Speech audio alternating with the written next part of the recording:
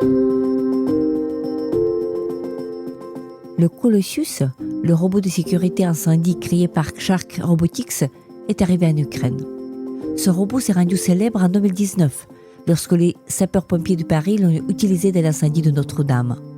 Aujourd'hui, les premiers 40 robots sont livrés et déployés en Ukraine. Vous écoutez le podcast « L'Ukraine face à la guerre ». Ce podcast est enregistré en Ukraine et par des Ukrainiens.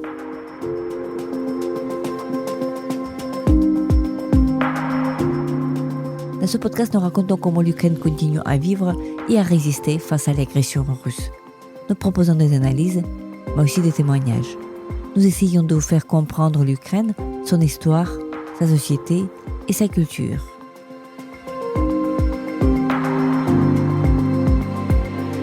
Je m'appelle Tetiana Ogarkova.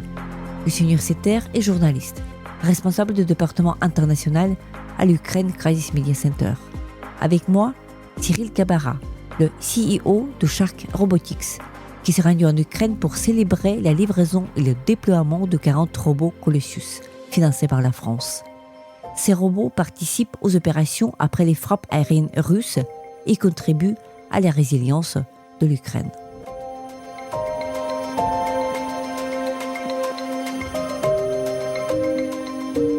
Bonjour Cyril, tout d'abord merci beaucoup d'avoir accepté un entretien pour le podcast L'Ukraine face à la guerre. Vous êtes le CEO d'une entreprise, un start-up français qui s'intitule Shark Robotics. Vous vous occupez de robots qui aident l'être humain dans les incendies, c'est-à-dire que ce sont des robots qui aident les pompiers. Mais avant qu'on commence à parler de robots, et nous retrouvons aujourd'hui au centre de Kiev, la capitale d'un pays en guerre depuis 2014 et la guerre de grande échelle depuis 2022, vous étiez militaire pendant 9 ans. Et donc ma première question à vous, comment est-ce que cette expérience militaire, qui évidemment a tout pour intéresser les Ukrainiens, vous a formé et vous a fait celui que vous êtes aujourd'hui ? Alors bonjour, effectivement, donc avant de fonder Shark Robotics en 2016, j'ai donc été membre des forces armées françaises pendant 9 ans, avec plusieurs déploiements, notamment en Afghanistan et en Afrique. Et j'ai eu l'occasion, au cours de ces déploiements opérationnels, de voir des robots de déminage en action sur le terrain et de voir à quel point la robotique pouvait être un enjeu d'efficience, mais surtout un moyen de sauver des vies, que ce soit les femmes et les hommes de terrain déployés quotidiennement dans des missions périlleuses. Oui, donc c'est justement, on voit que comment les robots peuvent essayer d'aider le monde dans la guerre. C'est une problématique qui, évidemment, qui en dit large aux Ukrainiens aujourd'hui, parce que ce que nous constatons aujourd'hui, c'est une guerre qui est hautement technologique, c'est une guerre en Ukraine qui a évolué d'une manière considérable depuis 2022, avec justement les armements qui deviennent de plus en plus des armements à distance, comme drones, mais tout aussi bien des choses de déminage. Qu'est-ce que vous a amené à vous intéresser à des robots qui ne sont plus des robots militaires, mais qui sont des robots qui sont liés à la vie civile, c'est-à-dire des robots utilisés par des pompiers? Eh bien, l'idée était de garder le concept, c'est l'ADN de Shark Robotics, que de sauver des vies grâce à la technologie et de dupliquer effectivement des systèmes robotiques qu'on utilise dans le domaine de la défense, dans le domaine du déminage, pour la sécurité civile et notamment les pompiers. Puisque les pompiers prennent des risques tous les jours, que ce soit les femmes et les hommes du CESU, notamment du State Emergency Service of Ukraine, donc qui sont déployés quotidiennement, notamment après les frappes russes, qui prennent des risques. Et donc l'idée était de leur donner un outil robotique multimission qui permette de les rendre plus efficaces sur le terrain et de pouvoir intervenir en sécurité pour localiser des victimes, éteindre des feux et éviter ce qu'on appelle le double tap, fait malheureusement par les forces russes, c'est-à-dire, comme vous le savez, ils tapent une première fois à un point, attendent 30 minutes que les secours arrivent et retapent à nouveau. Donc l'enjeu de la robotique est vraiment de pouvoir aller rapidement, trouver les blessés, localiser les points chauds, les éteindre et mettre en sécurité les opérateurs, les femmes et les hommes de terrain, notamment du CESU. Mhm. Vos robots sont présents dans plusieurs pays. Vous allez me dire si c'était 125 pays ou peut-être moins que ça. Qu'est-ce que vous a fait intéresser à l'Ukraine? À quel moment et dans quel contexte c'était que vous avez décidé que ça serait bien que l'Ukraine ait ses robots sur le terrain? Alors oui, effectivement, Shark Robotics est une entreprise qui est très fortement tournée vers l'export, puisque donc aujourd'hui on est une entreprise de 90 collaborateurs et depuis 2016, effectivement, on a vendu plus de 200 robots dans 25 pays différents. Ce qui nous a effectivement... pourquoi est-ce qu'on a souhaité intervenir en Ukraine? Déjà, bien sûr, pour le contexte, parce qu'on se sent européen et l'Ukraine, effectivement, est un pays futur de l'Union européenne et donc on se doit effectivement de soutenir l'Ukraine dans le combat européen qui est le nôtre. Déjà, c'est la première chose. Et ensuite, parce qu'on a beaucoup livré de robots de sécurité incendie, notamment en Pologne, dans les pays de l'Est, où il y a des accords de coopération, de formation entre les pompiers ukrainiens et les pompiers polonais. Donc les pompiers ukrainiens ont pu voir, durant ces formations, l'outil robotique et nos robots qui sont déployés là-bas. Et ensuite ont été invités chez nous effectivement pour travailler, utiliser ces robots et voir quels sont les avantages sur le terrain, puisque les avantages sont nombreux. C'est un robot qui peut servir aussi bien en temps de paix qu'en temps de guerre. Et bien sûr, l'un des scénarios les plus connus est le feu malheureux de la cathédrale Notre-Dame en 2019, où le robot est intervenu pendant 10 heures à l'intérieur par plus de 900 degrés de température. Vous aviez un seul robot sur le terrain à Notre-Dame ou vous aviez plusieurs? Alors, à cette époque-là, il y a un robot qui a été déployé par effectivement le général Gontier à l'époque de la brigade de sapeurs-pompiers de Paris qui menait l'opération. La température devenait trop élevée à l'intérieur de la cathédrale et donc le commandement donc, de la BSPP, la brigade de sapeurs-pompiers de Paris, a décidé d'engager le robot puisque ça devenait trop dangereux. Donc, à la fois pour monitorer la température sur les murs, refroidir la cathédrale de l'intérieur, pour éviter un effondrement, et protéger les œuvres d'art à l'intérieur de la nef. Donc ça a bien marché. Nous savons que la cathédrale de Notre-Dame a été heureusement reconstruite et réouverte tout à fait récemment. Et évidemment, c'est très important. Quand vous venez en Ukraine et quand vous avez ces échanges avec les sapeurs-pompiers ukrainiens, avec les gens de terrain, avec les gens qui travaillent dans les régions différentes aussi, parce qu'il y a des régions qui sont plus ou moins exposées à ces frappes russes, notamment ces frappes de double en fait, qu'on vous avez évoquées.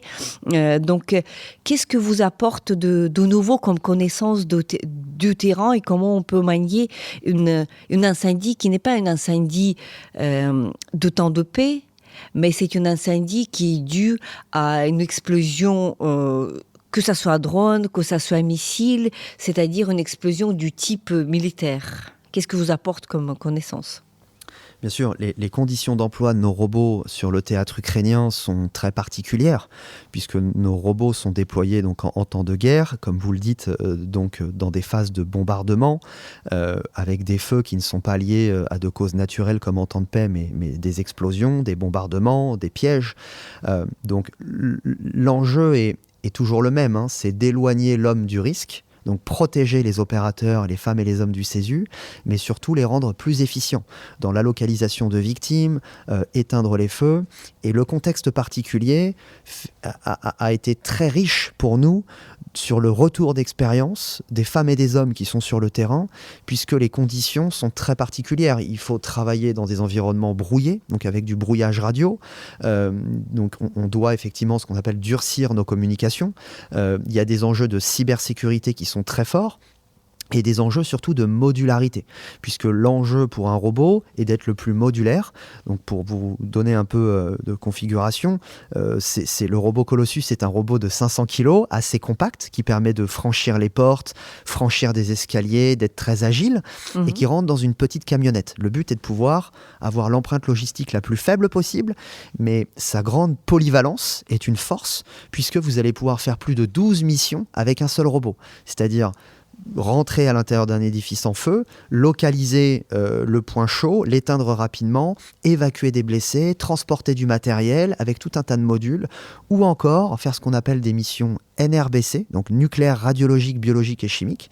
Typiquement, quand on a un risque nucléaire, comme sur les centrales de Zaporizhzhia et également de Tchernobyl, le robot a été testé jusqu'à 300 degrés de radioactivité.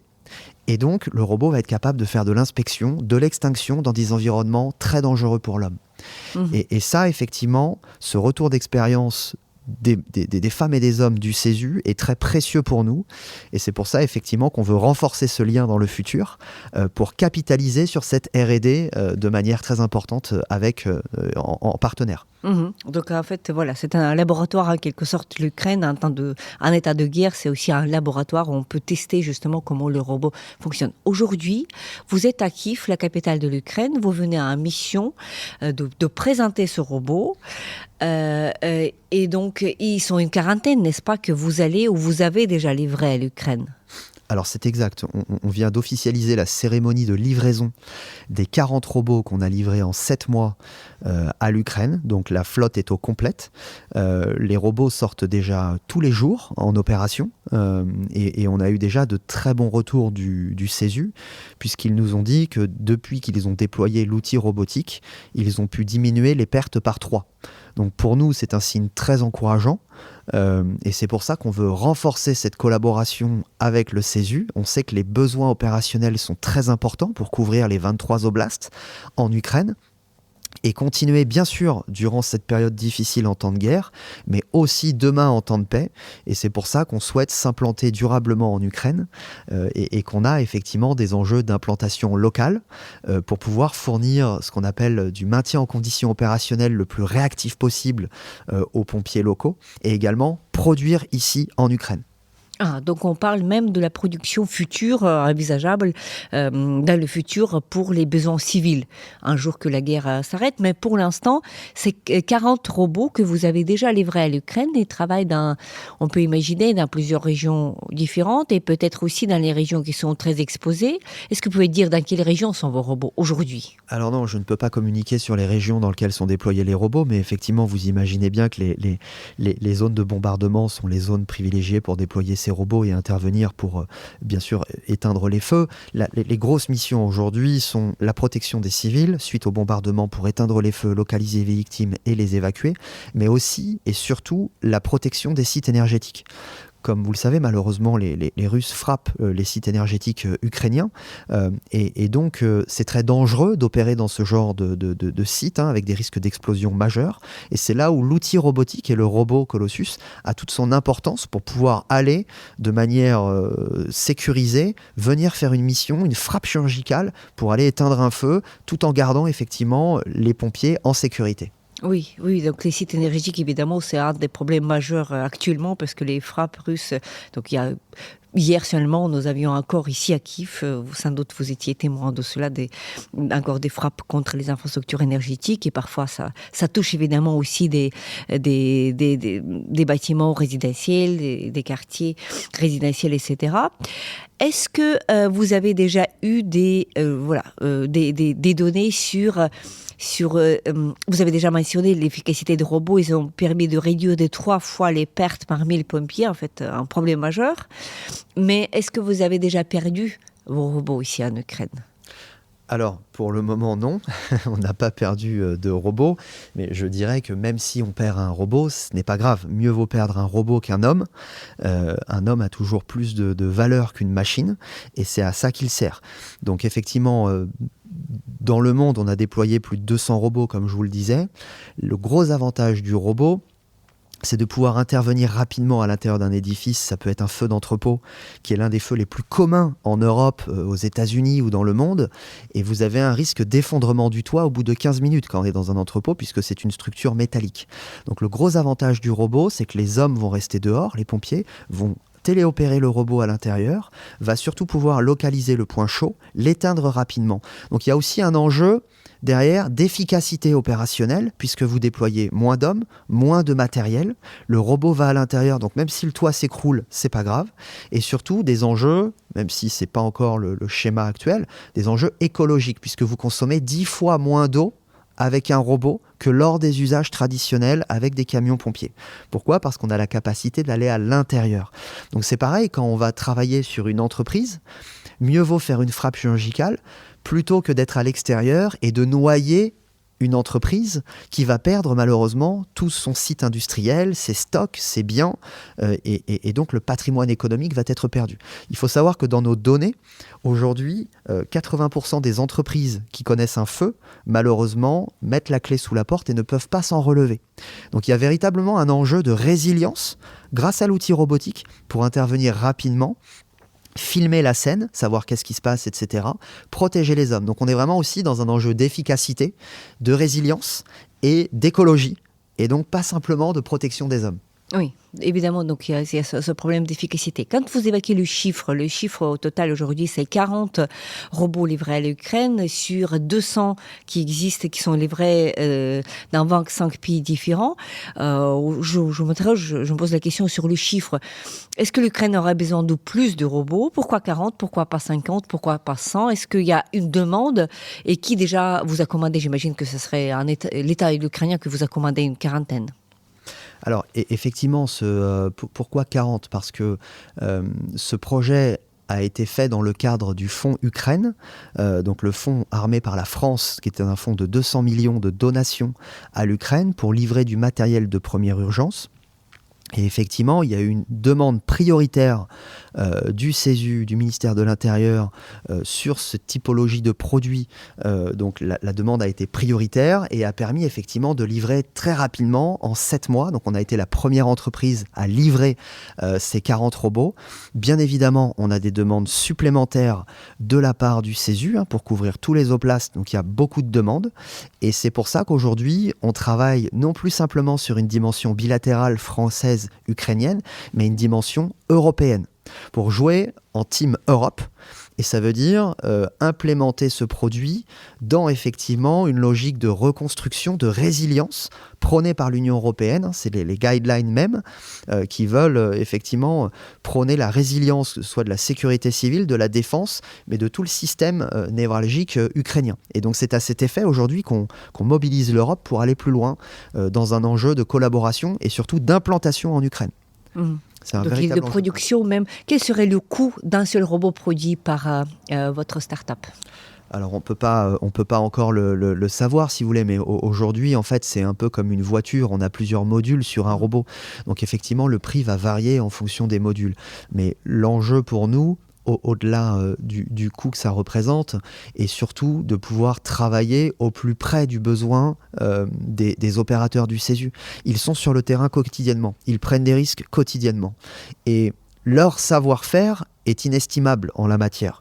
Donc on a besoin de travailler d'une manière très proche avec eux pour savoir dans quel cas le robot a servi, dans quel cas qu'est-ce qu'il faudrait déployer comme nouveau module, comme nouvelle problématique, pour bien sûr gagner la guerre, mais être plus résilient demain dans les systèmes d'infrastructure énergétique, de résilience, de sécurité civile.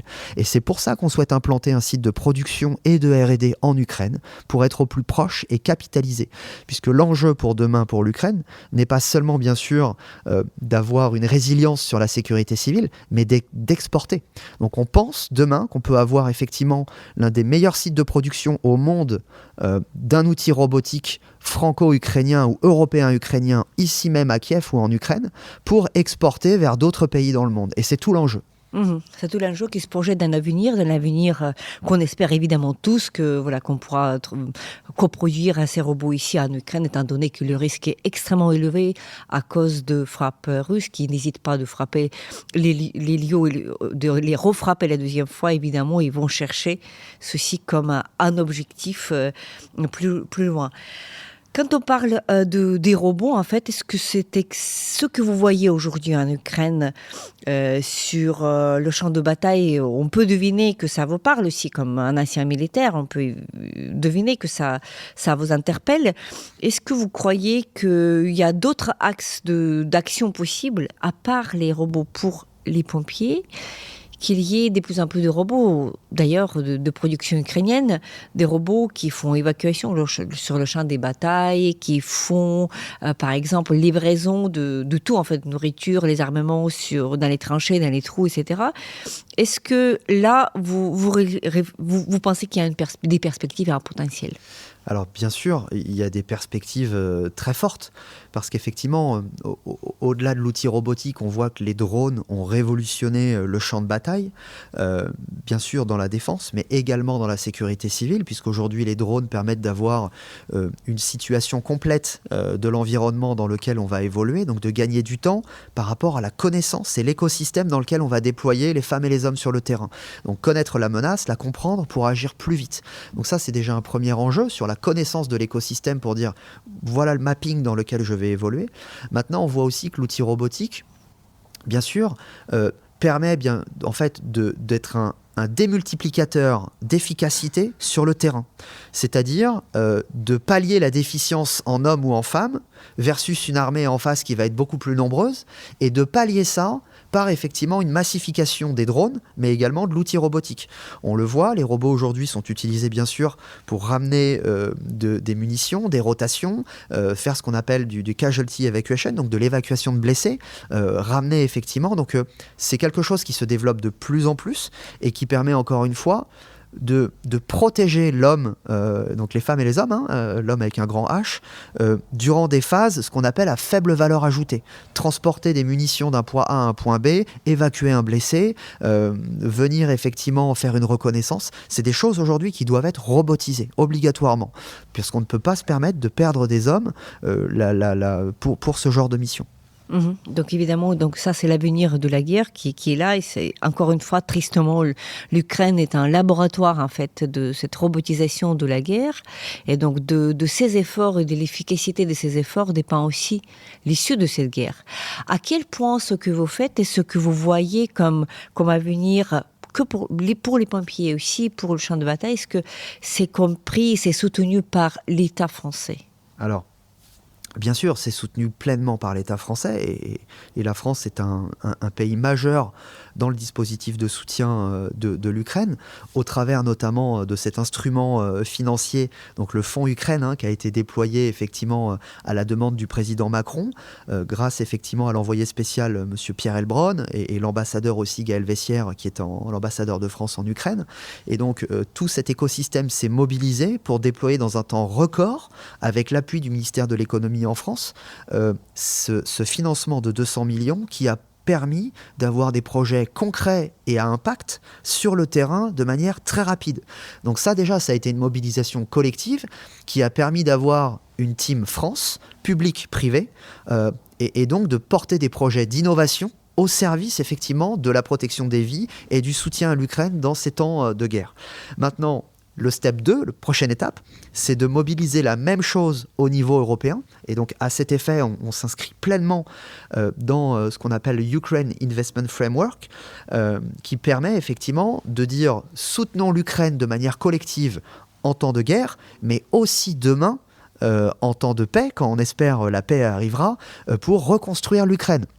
Et pouvoir effectivement bénéficier de cette collaboration, que ce soit fructueuse bien sûr pour l'Europe, mais également pour l'Ukraine, pour pouvoir exporter, avoir un tissu économique fort et qui permette effectivement à une Ukraine de retrouver le chemin de la résilience et de la souveraineté.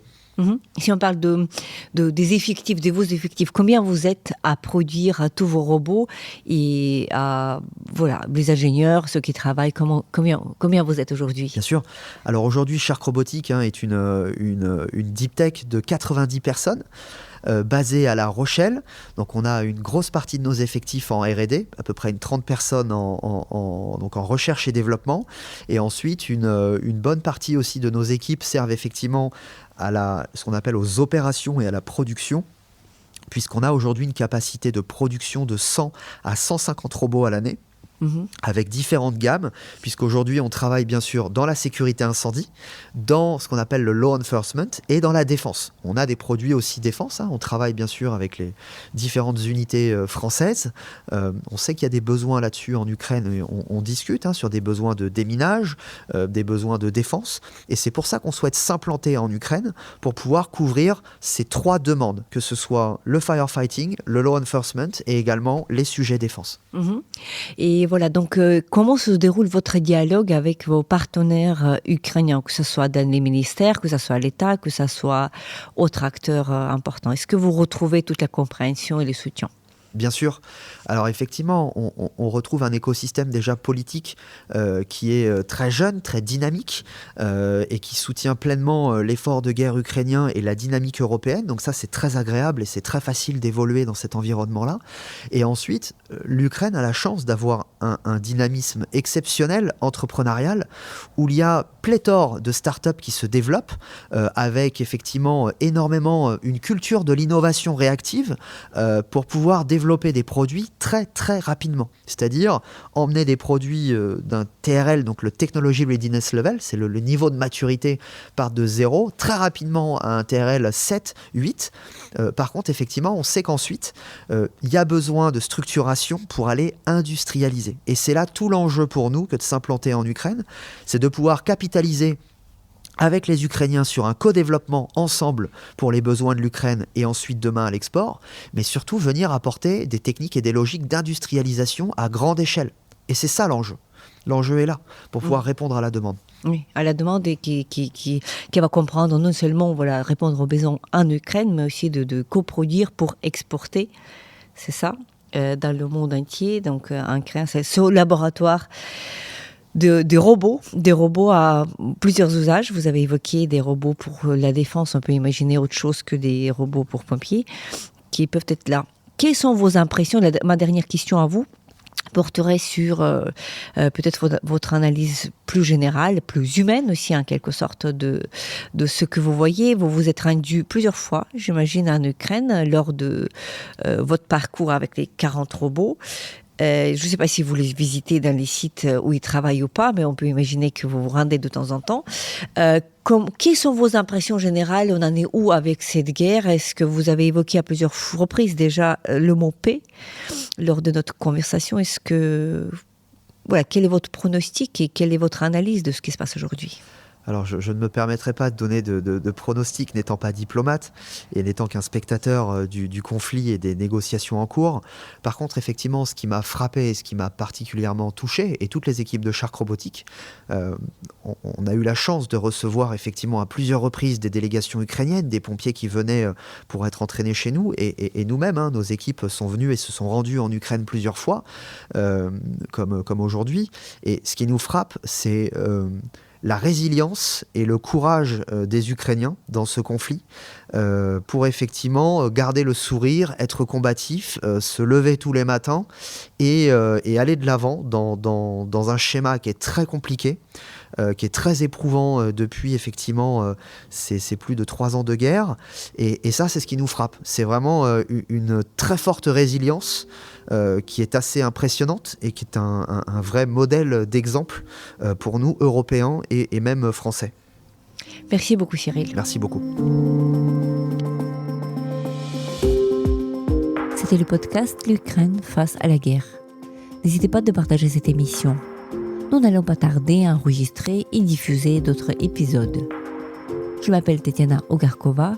Je suis accompagnée par Cyril Tabara, le CEO de Shark Robotics, qui a livré 40 robots Colossus à l'Ukraine. Ces robots participent dans les opérations après les frappes aériennes russes et contribuent à la résilience de l'Ukraine. Restez avec nous et soutenez l'Ukraine.